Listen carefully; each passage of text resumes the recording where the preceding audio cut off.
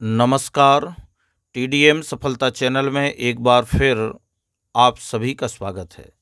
आज के इस वीडियो में ब्रिज कोर्स 2025-26 गणित विद्यार्थी कार्य पुस्तिका कक्षा 9th। तो कक्षा 9th में जो हमें सबसे पहले ब्रिज कोर्स की पुस्तक दी जाती है, जिसे हम विद्यार्थी कार्य पुस्तिका कहते हैं। इस पुस्तिका को सभी विद्यार्थी पूर्ण करने का काम करेंगे। तो इसमें सबसे पहले इस पुस्तक के लेखन सदस्य, मुख्य कारणीय अध्यक्ष, विषय विशेषज्ञ, मुख्य विषय समन्वयक और संपादन एवं विषय पुनरीक्षण 2025-26 और इस तरह से ये पूरी जानकारी इसमें दी गई है। सबसे पहले इसमें विषय सूची दी गई है। कक्षा 9th पहले कॉलम में है सरल क्रमांक, फिर विषय वस्तु और अनुमानित समयावधि और पृष्ठ संख्या। किस पृष्ठ संख्या पर हमें क्या विषय वस्तु दी गई है, तो यहाँ पर आप देख रहे हैं गिनती एवं पहाड़े, योग जमा संक्रिया, घटा व्यवकलन संक्रिया, गुणा, भाग, पूर्णांक, भिन्न, दशमलव संख्याएं, अनुपात एवं प्रतिशतता, ज्यामितीय उपकरणों का परिचय, ज्यामितीय आकृतियों की समझ, ज्यामितीय ठोसों का परिचय, परिमाप और क्षेत्रफल, और अंत में दिया है बीजीय व्यंजक।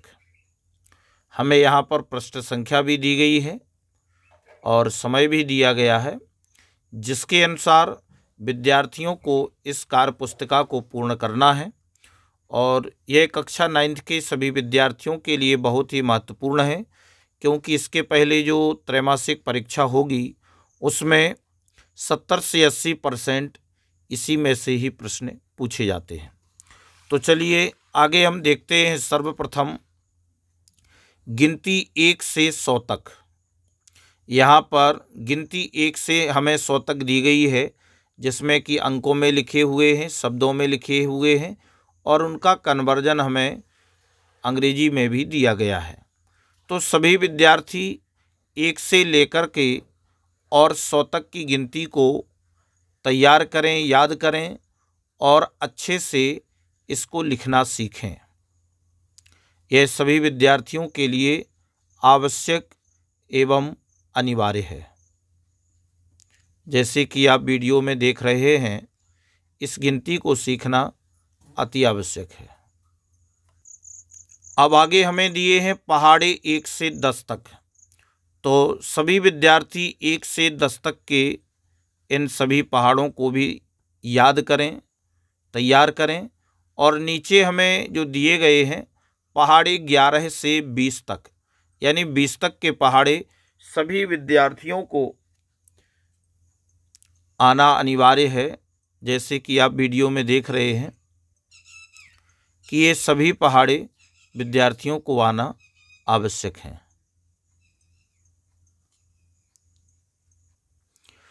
कार्यपत्रक 1 में हम देख रहे हैं कि प्रश्न पहला है, नीचे लिखी संख्याओं को शब्दों में लिखिए। हमें नीचे जो संख्याएं दी जाएंगी उन सभी संख्याओं को हम शब्दों में लिखेंगे। जैसे फर्स्ट नंबर में है 57, 67, 69, 79, 87। इसके बाद 89, 76, 39, 37, 43। इसके आगे हम देखेंगे संख्याओं को घटते क्रम में लिखिए। अब हमें यहाँ पर कुछ संख्याएं दी गई हैं जिन्हें हमें घटते हुए क्रम में लिखना है। अर्थात सबसे पहले हम इन चारों संख्याओं में से बड़ी संख्या लिखेंगे। 97, 89, 87, 79, 69।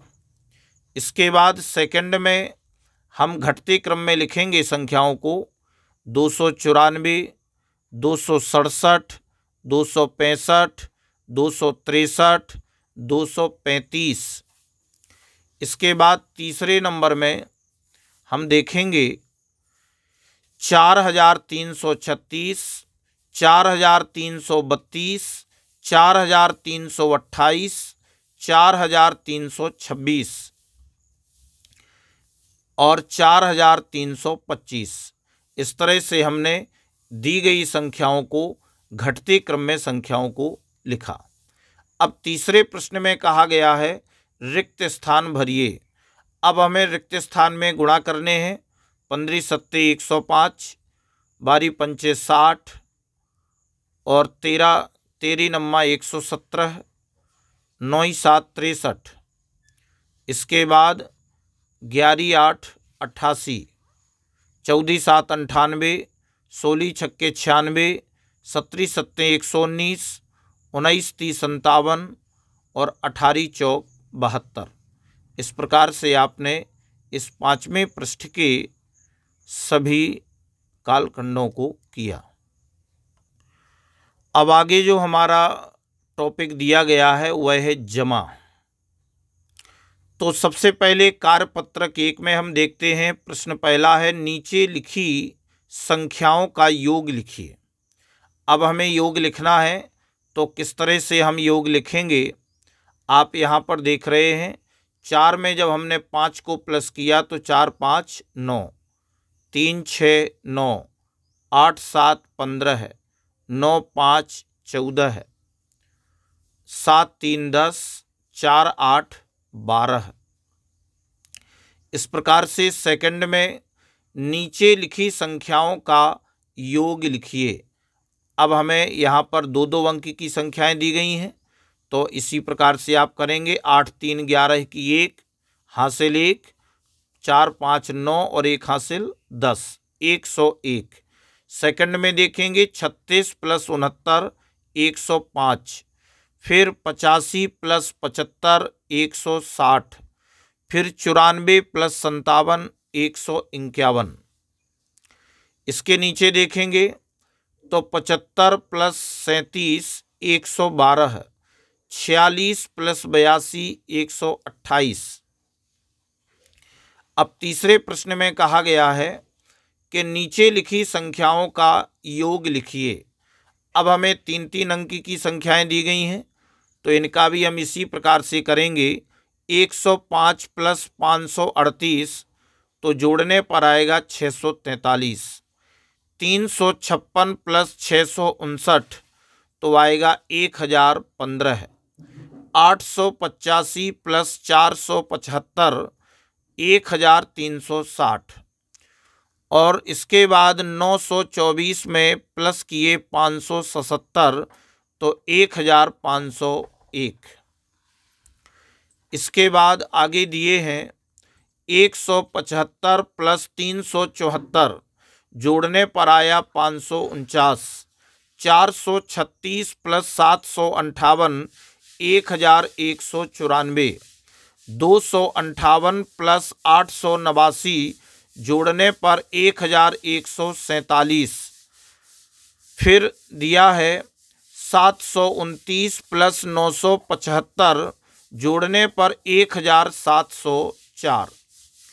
आगे दिया है 454 प्लस 507 जोड़ने पर 961 और 267 में प्लस किया 667 तो जोड़ने पर आता है 934। इस प्रकार से पेज नंबर 6 के कार्य को आपने पूर्ण किया।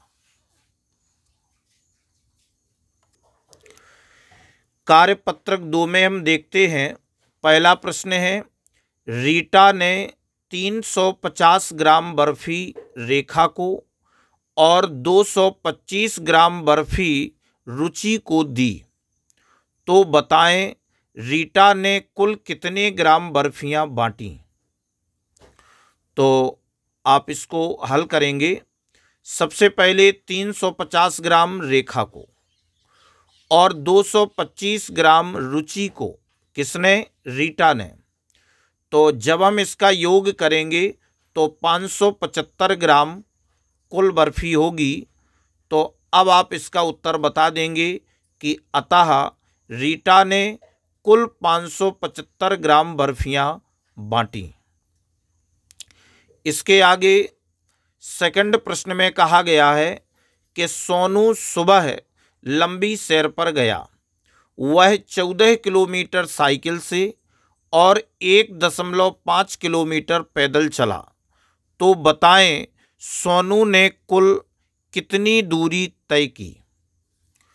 तो जब आप इसका हल करेंगे तो आप लिखेंगे कि 14 किलोमीटर साइकिल से और 1.5 किलोमीटर पैदल।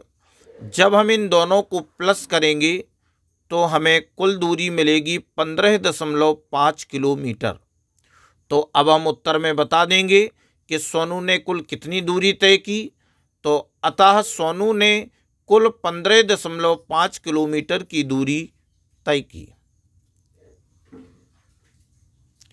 इसके आगे तीसरे प्रश्न में कहा गया है कि एक दुकान में शर्ट की कीमत 400 और पैंट की कीमत 650 रुपये है। तो बताएं पैंट और शर्ट की कुल कितनी कीमत होगी। तो इसमें आप लिखेंगे कि 400 रुपये शर्ट की कीमत है, 650 रुपये पैंट की कीमत है। तो जब हम इन दोनों कीमतों को प्लस करेंगे तो आप देखेंगे कि 1050 रुपये कुल कीमत होती है। हमें बताना है उत्तर में कि पैंट और शर्ट की कुल कितनी कीमत होगी। तो हम बता देंगे कि अतः पैंट और शर्ट की कुल 1050 रुपये की कीमत होगी। अब आगे हम चौथा प्रश्न देखते हैं कि सूरज ने एक किताब के 265 पन्ने पढ़ लिए। उसकी बहन मीना ने उसी किताब के अगले 150 पन्ने पढ़े। तो बताएं दोनों ने मिलकर उस किताब के कितने पन्ने पढ़े। तो जब हम इस प्रश्न का हल करेंगे तो पहले लिखेंगे कि 265 पन्ने सूरज ने पढ़े और 150 पन्ने मीना ने पढ़े। अब जब हम इन दोनों को प्लस करेंगे तो आएगा 415 पन्ने कुल। तो उत्तर में हम बता देंगे कि अतः दोनों ने मिलकर उस किताब के 415 पन्ने पढ़े। कार्यपत्रक तीसरा। कार्यपत्रक तीसरे में हम देखते हैं जमा करें। हमें किस प्रकार से जमा करना है। 602 में प्लस करना है 262। तो जमा करने पर हमें 864 प्राप्त होता है। 723 में प्लस किए 531 तो 1254। 543 में प्लस किया 441 984। फिर 976 में प्लस किया 213 तो उत्तर आ गया 1189।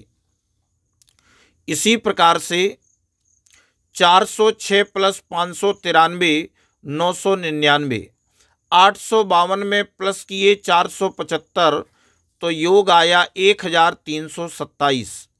806 में प्लस किया 922 तो आ गया 1728।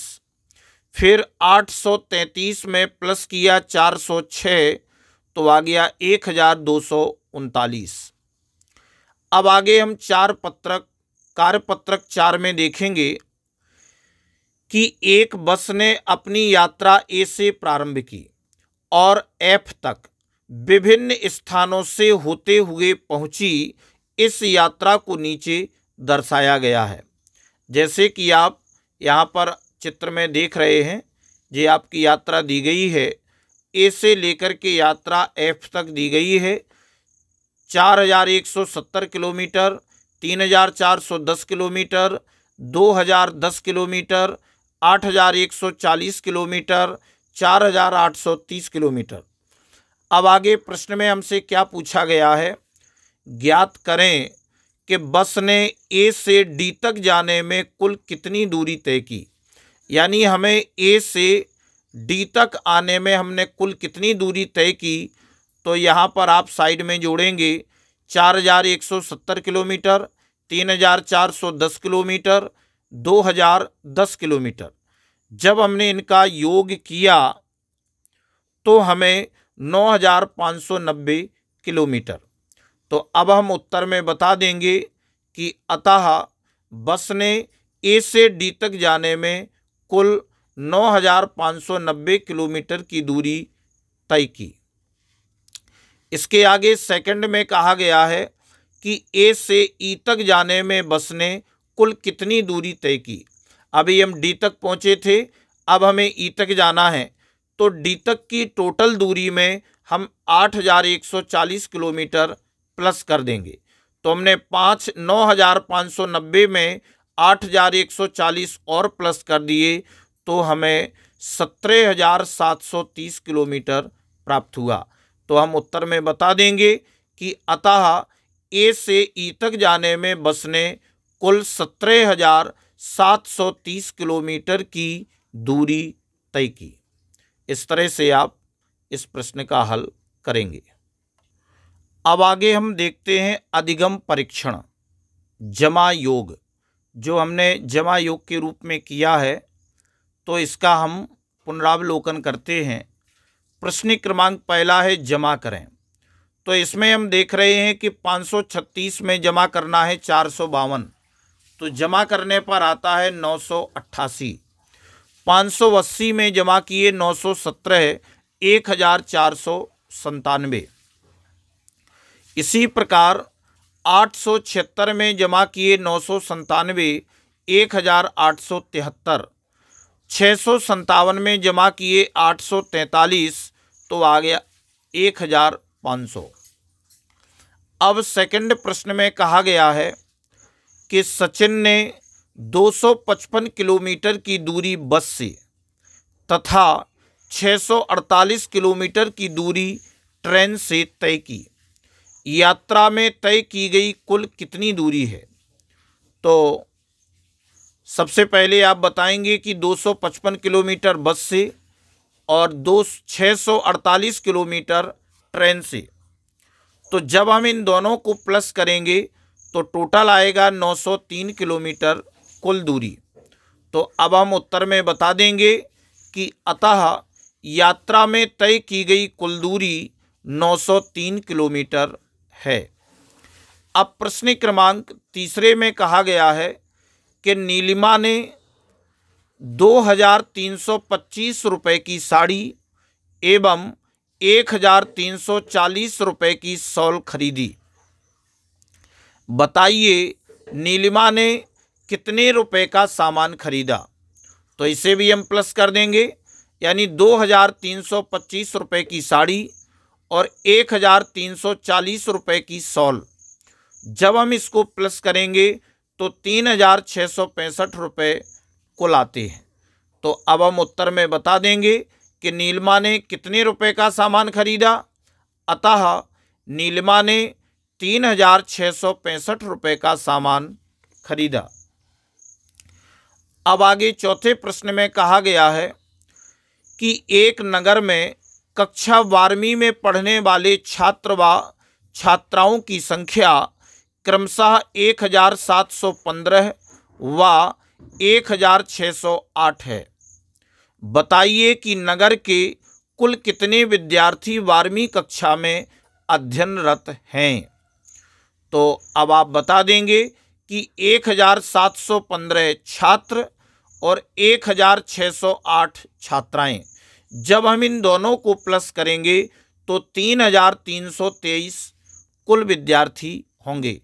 तो हम उत्तर में बता देंगे कि अतः नगर के कुल 3323 विद्यार्थी 12वीं कक्षा में अध्ययनरत हैं। तो इस प्रकार से इस वीडियो में बस इतना ही। नेक्स्ट वीडियो में हम अगले विषय टॉपिक के साथ आपके सामने होंगे। अगर आपको ये वीडियो अच्छा लगा हो तो वीडियो के लिए कमेंट और शेयर अवश्य करें। धन्यवाद।